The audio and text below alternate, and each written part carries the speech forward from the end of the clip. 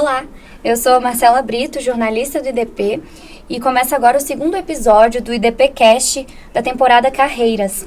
Hoje nós vamos falar sobre concurso público, que é o sonho de inúmeros bacharéis em Direito. Para isso, nós convidamos a Jaqueline Gereissati Galuban, que é servidora da Câmara Legislativa do DF. Nossos agradecimentos, Jaqueline, em nome de toda a equipe do IDP. Obrigada por ter vindo aqui no nosso podcast. Bom, para começar nosso bate-papo, eu queria entender, Jaqueline, como que foi a sua jornada no mundo dos concursos? Você estuda desde quantos anos? Quando você decidiu ingressar, prestar concurso? Então, eu tenho uma história, assim, aparentemente triste nessa parte, mas não é. É uma história mesmo de superação. Eu perdi meu pai quando eu tinha 8 anos de idade. E meu pai era funcionário público. E como eu sempre fui filha única, eu achava que minha mãe ia morrer também, que eu só tinha 8 anos, né, pouquinho. Achava que minha mãe ia morrer e eu ia ficar desamparada. Então, desde criança, eu tinha essa ideia, não, eu vou estudar para um concurso público. E quando eu tinha 16 anos, eu comecei a me preparar para o meu primeiro concurso público. Muito cedo. Muito cedo. E aí eu passei no meu primeiro concurso público aos 19, que foi um concurso do Poder Executivo no Ministério da Justiça. Eu passei e fui nomeada lá, só que fui cedida para outro órgão depois, né? E desde essa época aí, eu já tinha isso na minha cabeça de que eu precisava ser servidora pública, porque eu precisava me sentir segura, já que eu tinha passado por uma tragédia. Então, tenra idade, eu precisava me sentir segura. E o concurso público me dava isso, sabe? Essa sensação de segurança. E foi aí que a minha jornada começou. Perfeito. Como que era a sua rotina de estudos no início? Porque tão jovem, geralmente as pessoas que decidem dedicar-se aos estudos de concurso, quando passam da graduação, já tem uma maturidade para organizar os horários, para organizar um cronograma de estudos. Me conta, a partir da sua decisão, como que você se planejou para colocar isso em prática? Eu fui para a UNB e fui procurar um livro de como estudar. Não como estudar precisamente para concurso, mas de como estudar, né? Porque você está acostumado com aquela coisa de aula, né? Você tem aula, você faz dever de casa, você faz a prova, você só estuda antes da prova, não sei vocês, mas eu só estudava antes mesmo. Então, eu tinha um ritmo assim. Então, eu precisava entender, né? Porque eu precisava estudar um número muito grande de coisas e que os materiais nessa época não eram fáceis também de você conseguir. E para uma prova que saiu o edital e não tinha marcação ainda de prova. Então, tipo, você ia se inscrever para aquele concurso e aí você ia esperar um outro edital que ia te dizer a data da prova. Então, era muito, assim, incerto, né? E como eu tinha 16 anos, eu também não ia poder. Eu fui para a UNB e procurei um livro de como estudar. Achei um livro em inglês. Meu inglês não era muito bom. E teve até coisas que depois eu descobri que eu fiz errado, porque eu achava que eu tinha entendido de um jeito e, na verdade, não era aquilo. E aí eu peguei algumas técnicas de um instrutor de Harvard, que ele tinha, eu não lembro exatamente o nome do livro. Técnicas de estudo, memorização. Isso, exato. Técnica de estudo, técnica de memorização, momento de descanso, aquilo que você... Então, eu peguei aquela regrinha ali e fui cumprindo, só que com uma diferença, ele tinha um plano de 6 horas diárias, e eu não tinha esse tempo porque eu ainda estudava, né? Então eu, ajustei e eu fazia 2 horas por dia. Hoje, quando você vê a facilidade que as pessoas têm, aula online, tantos recursos, cursos, acompanhamento pessoal, particular, qual que é a dificuldade que você acha que surgiu de lá para cá ou foram só facilidades? Como que é a vida do concurseiro hoje em comparação à de antigamente? Assim, o nível de prova, vamos dizer assim, como o Brasil ele tem essa insegurança legislativa, porque existe uma mudança muito constante, isso traz uma dificuldade grande, porque as leis estão sempre mudando e o concurseiro vai ter que sempre estar se adaptando a esse tipo de mudança. E às vezes é ruim, por exemplo, quem estudou a Lei 8666 durante anos a fio, desde 93, quando chegou em 2021, pega aquilo ali e fala... É uma nova lei. É uma nova lei. Vou ter que pegar tudo de novo, entendeu? Então, assim, que é uma lei que é mais complicada de você estudar e que mudou completamente. Só que nesse ínter aí, muitas outras leis saem mudando. né? E às vezes uma mudança aqui, uma mudança às vezes imperceptível, mas que não acontece mais, por outro lado, não acontece mais como era na minha época. Na minha época, você tinha que procurar, você tinha que ir até o local. Agora não, quem é professor já pesquisa, já diz para o aluno que veio aquela mudança, que ocorreu aquela mudança. Então, o aluno tem que realmente, eu não vou dizer só se dedicar, porque se dedicar é muita coisa. Sim. Mas ele não tem tanto intempere como se tinha antigamente, sabe? De busca de material, porque você levava muito tempo buscando material, tendo certeza que aquele material era atualizado. E hoje em dia não, você já tem, né? Se você for um cursinho que tem realmente um compromisso e tudo, você vai ter ali todo o material muito bem definido. E aí é uma questão de, vamos dizer assim, de posicionamento. Porque muitas vezes a pessoa, ela deseja fazer o concurso público porque ela quer trabalhar pouco e ganhar muito. Aí eu já digo, se você é uma dessas pessoas, não faça. Porque o serviço público não precisa desse tipo de pessoa. O serviço público precisa de pessoas que realmente entendam o que é servir.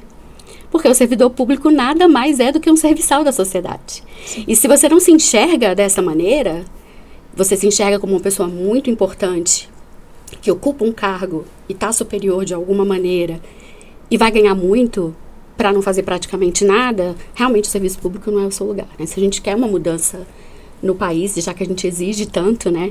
Que a gente comece lembrando que o serviço público está muito voltado para isso.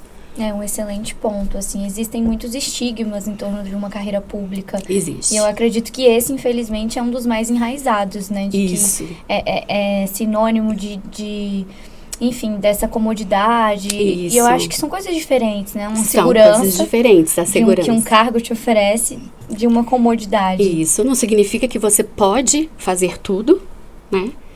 Não é assim. Sim. Né? Você tem que saber que existe ética no serviço público e que não condiz com essa ética o fato de você querer um emprego apenas para ganhar bem e não trabalhar.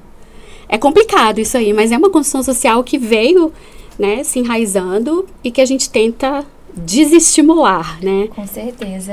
Em quais concursos que você já foi aprovada, Jaqueline? Você consegue lembrar? Chegou a ser chamada para quais? Como que foi sua trajetória? Eu passei no concurso, esse primeiro concurso quando eu tinha 19 anos. Depois eu passei no concurso do HFA. Esse eu cheguei a tomar posse. Tomei posse, trabalhei no HFA 1 ano e pouco. Passei 2 vezes no TJDFT. As 2 vezes eu fui chamada, só que eu estava estudando para outro concurso e que... É porque quando você começa a estudar, e se você pode, claro, nem todo mundo pode abrir mão do emprego público, mas se você pode, né, pedir um final de fila porque você está com outra coisa em mente, você tem que aproveitar aquele momento, porque estudar... Você vai acumulando conhecimentos, né? É uma coisa que é feita por camadas. Então, quanto mais tempo eu passo me dedicando àquilo, maior vai ser a quantidade de conteúdo que vai ficar na minha memória de longo prazo. Independente das provas que eu vier a fazer no futuro, eu vou conseguir, vamos dizer assim, me sair bem. Sim. Então, não valia a pena eu começar a trabalhar e quebrar um ritmo de estudo, já que quando eu comecei a passar, porque primeiro você só bate na trave, né? E quando eu comecei a passar em tudo. E aí, quando você começa nessa fase que você realmente já pode escolher, exato. Aí eu pedi final de fila no TJ e passei na Câmara Legislativa do Distrito Federal, passei num concurso do CNJ também, mas não fui. Deixa eu ver. As pessoas que ouvem alguém que decidiu trilhar um caminho em busca de um concurso, devem até se surpreender. Ela passou, foi chamada, não foi. Você tinha, de fato, uma meta, um concurso em vista, um cargo que era seu objetivo? Hoje, onde você está, é esse que você foi chamada? Então, na verdade, como eu te falei, a minha meta, ela era muito mais de uma memória ruim afetiva do que de uma realidade fática, entendeu? Então, ela estava ligada completamente a essa memória afetiva. Sim. Então, eu pensava assim que, eu pedi final de fila, eu não abandonei, ou seja, eu vou ser chamada novamente, mas eu posso conseguir esse outro aqui, que aparentemente é melhor. Porque eu tenho chance agora. Talvez se eu começar a trabalhar, eu não vou ter chance nisso aqui. Sim. Entendeu? Porque eu vou ter que dividir, né? Vou ter que dividir. O nosso cérebro tem uma janela muito curta, sabe? De concentração. Então, se você usa pra tudo, chega um momento que o negócio não dá. Entendeu? Que ele vai decidir o que ele vai guardar e o que ele vai jogar fora. E nem sempre é aquilo que você quer que ele guarde ou que ele jogue fora. Então, era importante você eu não me dividi nesse momento, já que eu podia, enquanto eu podia, né? E aí, por isso que eu não assumi. Perfeito. E diferente de alguns aspirantes à carreira pública, a sua primeira graduação não foi em Direito, foi em Ciências Sociais, certo? Foi, certo. Você cursou faculdade simultaneamente, optou por cursar Direito depois? Como que foi essa sua relação com o ensino superior? Então, eu cursei Ciências Sociais porque, como eu queria fazer concurso de nível superior, eu queria um curso que fosse rápido. Essa foi a minha escolha. Essa é uma estratégia. Foi uma estratégia e tudo. Só que quando eu comecei a cursar, eu comecei a me envolver. Eu passei a gostar de uma coisa que eu achava que ia ser apenas um degrau. Um degrau, né? E eu passei a gostar do que eu estava cursando. Então, eu não pensava naquela época em fazer direito, entendeu? Não pensava. Pelo contrário, eu pensava em sair ali das ciências sociais e ir para sociologia. Né? Só que quando eu comecei a trabalhar, você tem aquela empolgação porque é uma vitória, sabe? Quem estuda todo dia, por um único dia na vida, que é o dia da prova, a gente sabe o quanto é árduo, sabe? Você chegar naquele dia, abrir a prova, ler e, por exemplo, saber e marcar e acertar, entendeu? E tá classificada e tá dentro das vagas e ser nomeado. Então, quando eu passei na Câmara Legislativa, eu quis aproveitar. Era a época que eu tava casando, então eu quis aproveitar, tipo assim, já estudei tanto, né? Então, eu vou aproveitar agora e depois, posteriormente, eu volto pro mundo dos concursos. Vou dar uma pausa mesmo, eu pretendia realmente voltar. Eram quantos anos de estudo até a Câmara? Mais de 10. Bem mais de 10. Aos concursos, galgando novas posições. É bem mais de 10, acho que uns 14 ou 15 anos. Uma concurseira nata. Tipo, você vai passando e você assume aqui, aí depois você, por exemplo, eu pedi exoneração do meu primeiro cargo que eu assumi para poder estudar pro TJ. Aí quando eu passei no TJ, eu vi que eu podia passar no outro. Aí eu pedi o final de fila.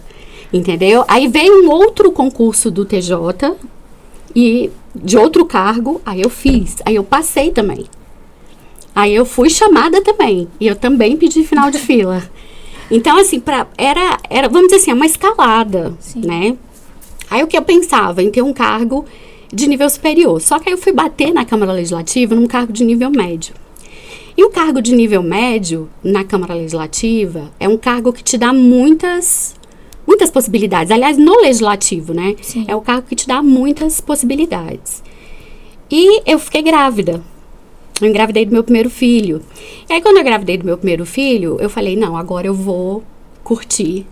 Sabe, eu quis parar pra curtir esse momento. Esse momento de tipo assim... Eu queria curtir o momento de ser concursada, porque até então... Você estava buscando. Né? Tipo assim, parece que a gente não se satisfaz nunca. E é muito ruim, porque você deixa de aproveitar algumas coisas na vida porque você não tem limite de satisfação. Né? Então, a gente tem que pôr um freio também no nosso limite de satisfação, porque você nunca é grato por nada e você nunca tá feliz com nada, porque não tem limite, né? A sua satisfação, cheguei aqui, mas não era aqui que eu queria, era aqui, mas não era aqui, mas não era aqui. Não tô dizendo que isso é ruim, eu tô dizendo que não iria me fazer bem como pessoa. Sim. Então, eu optei por dar essa parada. E eu fui trabalhar na Câmara Legislativa e com o tempo eu assumi uma chefia e tudo, comecei a, vamos dizer assim, a desenvolver um trabalho lá dentro que realmente tinha uma razão de ser, sabe? Eu fui juntando ali, eu comecei a fazer alguns cursos de especialização em recursos humanos, porque eu trabalhava na diretoria de recursos humanos e eu queria seguir, comecei a fazer alguns cursos, comecei a me especializar nisso aqui, né, em uma coisinha aqui, outra coisa ali, foi puxando. E aí, um belo dia, A Câmara Legislativa tem muitos cargos comissionados, né? É natural, é constitucional, tá tudo ok. Mas uma dessas pessoas que chefiava, na época, a secretaria que eu trabalhava, eu fiz uma nota técnica num processo, porque eu era chefe de um setor e fiz aquela nota técnica. E essa pessoa olhou para mim e falou assim, mas você é advogada? Eu falei, não. Mas você usou todas essas leis aí? Então, sim, porque eu estudo e... Sim. Não. Tirou o negócio do processo, rasgou e jogou no lixo. Meu Deus. Eu falei, nossa, que bonito. Aí eu falei, então tá bom, ok. Saí dali, peguei meu carro, fui pra casa, chorei, porque eu sou dessas, eu choro. Chorei porque eu achei muito pesado aquilo, né? Você rasgar uma coisa que uma pessoa fez, jogar no lixo, na cara da pessoa, né? Enfim.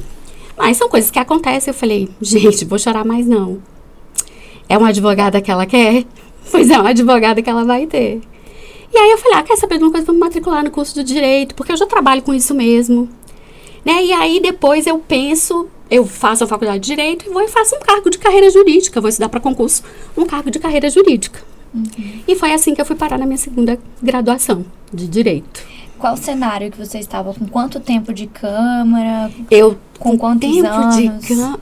Eu ia fazer 50 anos. Ingressou na graduação em Direito com 50 anos, então sim, com quase 50. Isso. Como que foi lidar com outro público? Porque com o que você se deparou na sala de aula? Então, no meu primeiro dia de aula, era uma aula de ciência política, e vamos dizer assim, com relação ao trabalho que eu realizava, com relação à experiência profissional que eu tinha, vamos dizer assim, existia dentro de mim já um senso comum com relação àquela Sim. matéria, então não seria não era uma coisa que... Era estranha ou difícil para mim.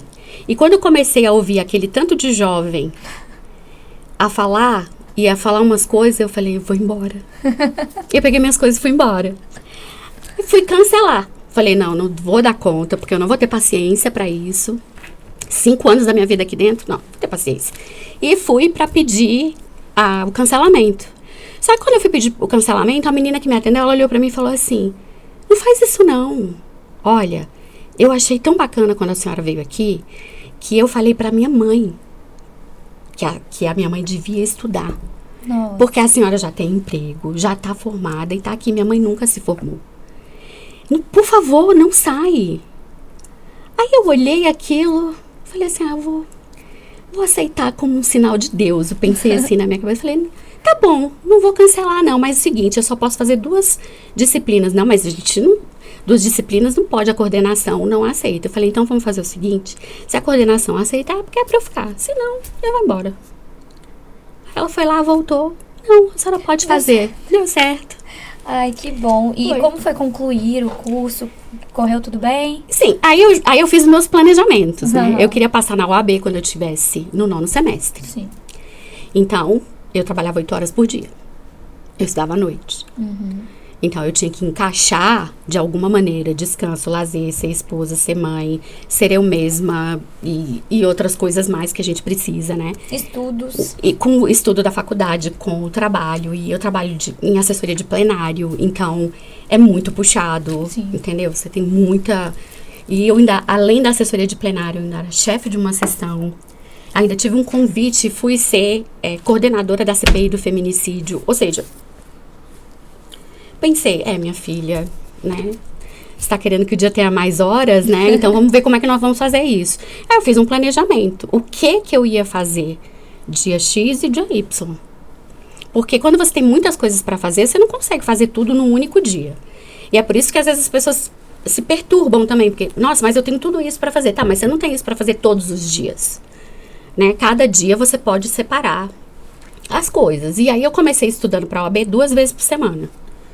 Só 2 vezes por semana durante 1 hora. Eu me dedicava ali a fazer resolução de questão da OAB. Bem antes do prazo que você havia definido. Bem antes, logo no início. Sim. Logo no início. Eu estudava aquilo ali para a faculdade, nem estudava muito. Eu tinha um foco maior nas provas da OAB e eu ficava pensando mais nisso, porque eu precisava da OAB para ir para o concurso de carreira jurídica, né? Então, eu precisava dessa transição. E lógico, né? Tipo, depois que você... Principalmente a mulher, né? Depois que ela passa dos 25, existe uma construção. Você é velha. Tá velha. Entendeu? Não dá pra fazer isso, não dá pra fazer aquilo. E, tipo, pra mim, ou você morre, ou você envelhece. Não tem outro caminho. Sim. Então, se você não morreu e envelheceu, acho que você tá no lucro. Né? É uma dádiva. Sim. Né? Então, não tem jeito, amigo, deixa eu te explicar. Ou você vai morrer, ou você vai ficar velho. Desculpa. Não tem pra onde correr. Tá, mas e o que eu vou fazer com isso? Ué, eu vou fazer o que eu tenho que fazer. Independente de eu ter 30, 20, 40, 50. O que eu decidi fazer? Não foi direito? Tem alguma coisa escrita que só pode fazer direito com... Não, você tem que ter 18 anos para fazer fecundação. Já completei. Então, esse é o requisito mínimo. Tá completo. Você precisa também pagar a faculdade. Isso, a gente trabalha para pagar. Tá tudo certo. Então, eu falei, vou fazer e tudo. E fiz vários amigos jovens e tipo, isso para mim foi muito bom, porque você traz uma nova realidade para você, né? E um outro curso, você abre a sua mente para milhões de outras coisas, milhões de outras possibilidades. E aí você olha e fala assim, não, eu posso ser muito mais do que eu sonhei ser, do que eu desejei ser, sabe?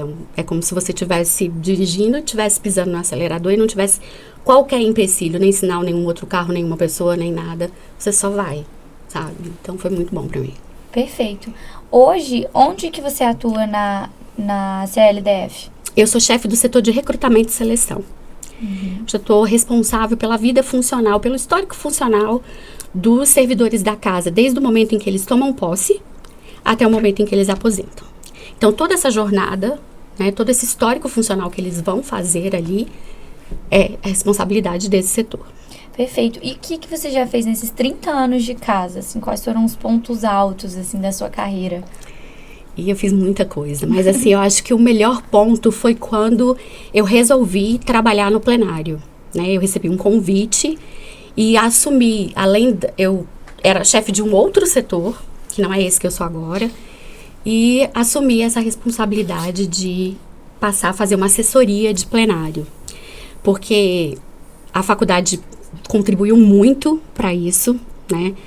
É uma experiência muito impactante, porque você ali está lidando o tempo todo com, vamos dizer assim, é uma união de forças ali, a sociedade civil e, né, os representantes dessa sociedade civil para você...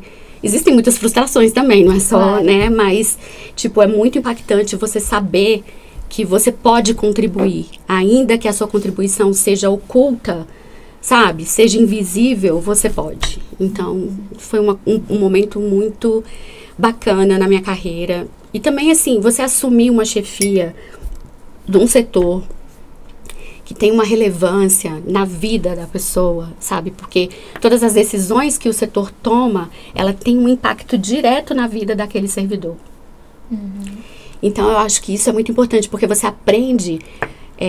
em primeiro lugar, que nem tudo é o preto no branco, que é a lei, tá aqui. Mas que existe uma pessoa aqui desse lado. Não é que você vai driblar a lei por causa dessa pessoa, mas que você vai ter que ter uma escuta como ser humano e saber como, dentro dessa escuta, você vai aplicar aquela lei sem ferir aquela pessoa como ser humano e sem, sabe, descumprir a lei. Então, assim, é muito tênue esse limite. E é muito legal você alcançar, é muito bom. Bacana. Só a experiência, assim, de ter passado por tantas etapas, eu acho que te proporciona essa sensibilidade de lidar. Acho que é realmente a essência do servidor público, essa preocupação em servir, em atender, que a gente comentou anteriormente. E hoje, Jaqueline, você pretende realizar outros concursos? Mudaria de carreira novamente? Ou só passando para saber? Então, o que acontece? Quando eu saí da faculdade, eu pensei, sim, em fazer um outro concurso. Tem quanto tempo que você concluiu a faculdade? De Direito? Do Direito foi em 2019. Sim. Eu pensei, falei, vou começar a estudar para um outro concurso, né? Para ver como é que... para mudar de carreira. Só que, como eu falei, né? As mudanças nas leis trazem, às vezes... Eu vou chamar o meu perrengue de chique, porque ele foi um perrengue bom. Não é para me lamentar, não. O que acontece? Eu já cumpri todos os requisitos para me aposentar desde novembro do ano passado. Uma aposentadoria que já foi modificada pela emenda 103. Sim. Que se eu sair do cargo que eu estou agora, eu perco vários benefícios desse cargo que eu tenho agora para aposentar. E aí eu vou ficar, vamos dizer assim, ao Deus dará, que é aquela coisa assim, olha, eu vou precisar ficar mais 15 anos num cargo para ter essa aposentadoria que eu tenho hoje. E se daqui a 15 anos, você acha que a Previdência vai ficar daqui a 15 anos igual ela é hoje? Não. Então, não dá para arriscar. Então, eu preferi realmente ficar e me dedicar para ser professora. Professora? É. Que legal. É algo que dá para conciliar, inclusive, com a carreira de servidora. Isso. Né? A gente vê muitos juízes que lecionam em Sim. diferentes graus de especialização do Sim. direito. E eu achei interessante a gente ver que uma modificação legislativa afetou não só o seu trabalho, mas a sua carreira. Toda. Então, qual que é a importância de um estudante para concurso, de um concurseiro, como é chamado muitas vezes, se manter atualizado, mesmo quando imposto do seu cargo, assim, dele continuar se especializando, dele continuar procurando atualizações jurídicas, procurar uma pós-graduação? Como que você enxerga essa necessidade de atualização diante do cenário que a gente tem hoje no Brasil? Eu acho assim que a atualização ela é necessária em qualquer tempo, em qualquer época. Por quê? Porque quando você estuda, é um novo mundo que se abre para você. Independente de você pegar aquilo ali, vamos dizer assim, com X ou Y idade, em tempos ou em outro tempo. Entendeu? É um mundo que se abre, né? Porque é o conhecimento. E o conhecimento, ele melhora até você como ser humano. Entendeu? Então, não é só, vamos dizer assim, o conhecimento cognitivo, né? Ou aquele conhecimento cognitivo que você vai usar na sua vida profissional. Mas você usa também na sua vida como pessoa, você melhora como pessoa, você evolui como pessoa. Então, eu acho que o servidor público, ele precisa estar se atualizando o tempo todo. Né? Não só porque ele precisa acompanhar a legislação para poder exercer a própria função, mas também porque ele precisa se atualizar como pessoa. Né? Quantas legislações já tiveram aí que mudaram a perspectiva, a construção social do mundo? Né, que bate em cima de vários preconceitos e que você precisa entender que você não pode ter. Né, porque você assume uma função onde ali você tem que ser isento. Inclusive, depois da graduação, você se dispôs a cursar uma pós-graduação no IDP. E como que foi essa experiência? Como que ela agregou na sua rotina no trabalho? Você teve a oportunidade de fazer network? Me conta um pouquinho da sua experiência na pós-graduação. O que acontece? Eu já queria fazer, eu já tinha uma especialização em direito administrativo, porque é um direito que eu trabalho com ele todos os dias. E é muito importante. E o direito administrativo, ele vinha se modificando, ele vinha crescendo, né? Vamos dizer assim, ia pegando um rumo novo, um rumo mais contemporâneo. E eu falei, não, agora eu acho que está na hora de pegar uma pós mesmo para poder me atualizar dentro dessa perspectiva. E foi assim que eu escolhi o IDP para poder fazer essa pós-graduação. Quais foram os pontos altos para você dessa pós? Tanto no seu trabalho, quanto fora, para o seu crescimento pessoal? Olha, meu primeiro impacto, por incrível que pareça, foi com uma frase que a gente usa o tempo todo no trabalho, que é o interesse público. Uhum. E que, no fundo, eu tinha uma visão de interesse público que talvez nunca chegasse no verdadeiro interesse público se eu não tivesse feito essa pós. Sabe, de você poder mergulhar realmente, não, tá, o que o legislador quis dizer com isso?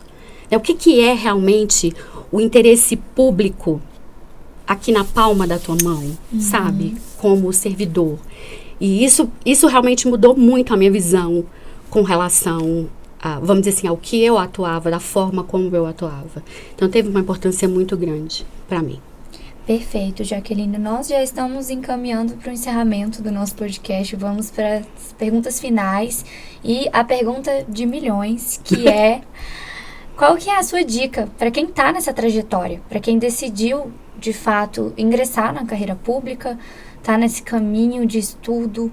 O que você considera fundamental nessa etapa de preparação, antes de entrar nesse ponto de escolher o melhor lugar, de ter estratégias de aprovação, mas que ainda está naquela caminhada. O que você considera fundamental para essa fase?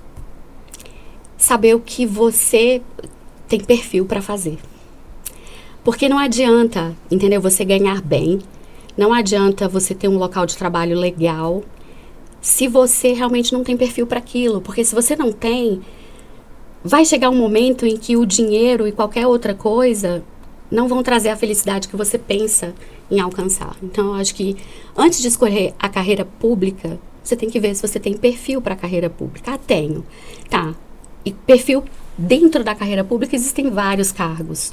Qual é? O que você tem, né? A gente não pode, e a gente tem que pensar o seguinte, por exemplo, a minha vida, a sua vida, vai estar na mão de um juiz. Ele estudou, ele foi concurseiro, ele estudou, ele se preparou para aquilo ali, mas ele não tem perfil para aquilo ali. E aí, num momento em que ele precisa do perfil para associar com o conhecimento técnico que ele tem, ele escorrega. E é a minha vida e a sua vida. Então, a gente tem que pensar bem antes de escolher uma carreira. Não escolha uma carreira única, exclusivamente pelo dinheiro.